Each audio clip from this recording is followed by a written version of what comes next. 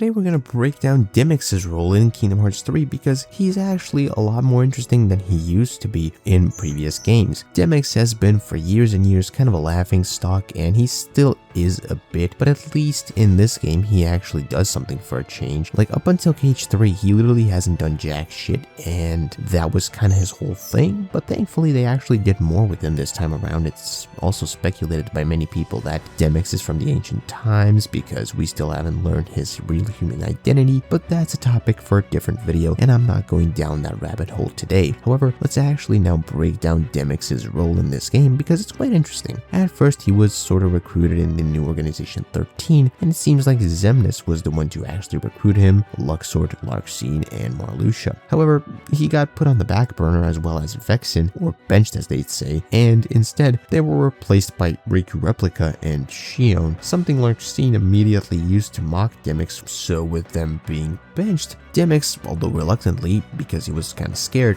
which is like I said his whole thing, he at first decided to help the good guys after being convinced to do so by Vexen, who also informed him that Sayax too wants to help the good guys, possibly to atone for the shit that he caused Roxas and Xion and everyone else. And after Demyx found out that Vexen and Sayax were on board with this, he was given a task by Vexen, of course, after deciding that he'd want to redeem himself too, and that task was to deliver a vessel to Ansem the Wise and Ienzo, which they needed if they were going to succeed in bringing back Roxas. A little bit later down the line, after Riku gets rid of the Riku Replica, Demyx shows up right there to take the empty vessel, and this one was meant to help in getting back Naminé. And even though Riku initially didn't really trust Demyx, actually didn't trust him one bit, let's be honest, the moment he showed up he was, kind of Keyblade out, ready to fight and whatnot, but the minute Demyx showed him the gummy phone, Riku chilled out and let him take the vessel, allowing Naminé to come back at the